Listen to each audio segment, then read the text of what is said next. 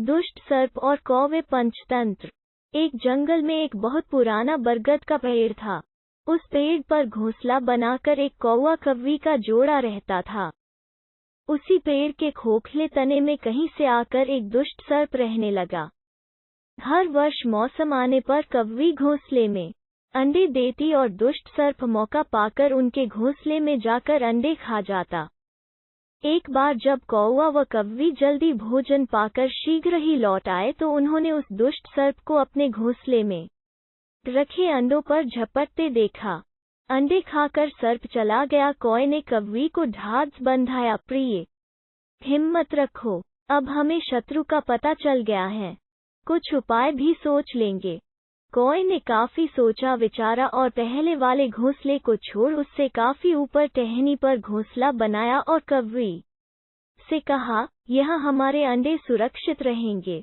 हमारा घोंसला पेड़ की चोटी के किनारे निकट है और ऊपर आसमान में चील मंडराती रहती हैं। चील सांप की बैरी हैं। दुष्ट सर्प यहाँ तक आने का साहस नहीं कर पाएगा। कौवे की बात मानकर कौवी ने नए घोंसले में अंडे दिए जिसमें अंडे सुरक्षित रहे और उनमें से बच्चे भी निकल आए। उधर सर्प उनका घोंसला खाली देखकर यह समझा कि उसके डर से कौवा कौवी शायद वहां से चले गए हैं। पर दुष्ट सर्प टोह लेता रहता था। उसने देखा कि कौवा कौवी उसी पेड़ से उड़ते हैं और लौटते भी वहीं हैं। उसे यह समझते देर नहीं लगी कि उन्होंने नया घोंसला उसी पेड़ पर ऊपर बना रखा है। एक दिन सर्प खोह से निकला और उसने कौवे का नया घोंसला खोज लिया। घोंसले में कौवा दंपति के 3 नवजात शिशु थे। दुष्ट सर्प उन्हें एक एक करके घपाघप निगल गया और अपने खोह में लौटकर डकारे लेने लगा। कौवा व कौवी लौटे तो घोंसला खाली पाकर सन्न रह गए। घोंसले में हुई टूट फूट व नन्हे कौवे के कोमल पंख बिखरे देखकर वो सारा माजरा समझ गए। कौवी की छाती तो दुख से फटने लगी। कौवी बिलख उठी, तो क्या हर वर्ष मेरे बच्चे सांप का भोजन बनते रहेंगे? उद्धरण। कौवा बोला, नहीं, यह माना कि हमारे सामने विकट समस्या है पर यहाँ से भागना ही उसका हल नहीं है। विपत्ति के समय ही मित्र काम आते हैं। हमें लोमड़ी मित्र से सलाह लेनी चाहिए। दोनों तुरंत ही लोमड़ी के पास गए। लोमड़ी ने अपने मित्रों की दुख भरी कहानी सुनी। उसने कौवा तथा कौवी के आंसू पोंछे। लोमड़ी ने काफी सोचने के बाद कहा, मित्रों, तुम्हें वो पेड़ छोड़कर जाने की जरूरत नहीं है। मेरे दिमाग में एक तरकीब है जिससे उस दुष्ट सर्प से छुटकारा पाया जा सकता है। लोमड़ी ने अपने चतुर दिमाग में आई तरकीब बताई। लोमड़ी की तरकीब सुनकर कौवा कौवी खुशी से उछल पड़े। उन्होंने लोमड़ी को धन्यवाद दिया और अपने घर लौट आए। अगले ही दिन योजना अमल में लानी थी। उसी वन में बहुत बड़ा सरोवर था।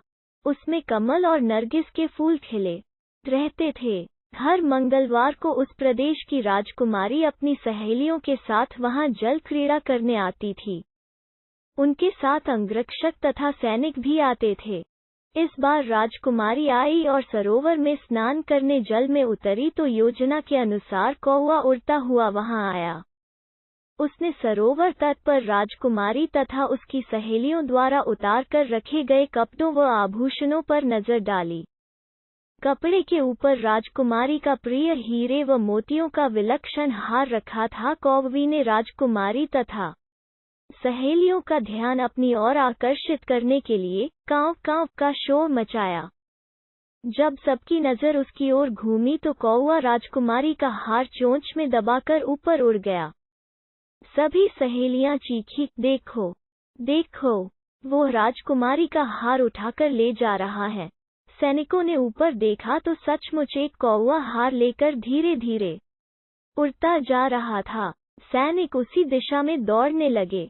कौवा सैनिकों को अपने पीछे लगाकर धीरे धीरे उड़ता हुआ उसी पेड़ की ओर ले आया। जब सैनिक कुछ ही दूर रह गए तो कौवे ने राजकुमारी का हार इस प्रकार गिराया कि वह सांप वाले खोह के भीतर जा गिरा। सैनिक दौड़कर खोह के पास पहुंचे। उनके सरदार ने खोह के भीतर झांका। उसने वहां हार और उसके पास में ही एक काले सर्प को कुंडली मारे देखा।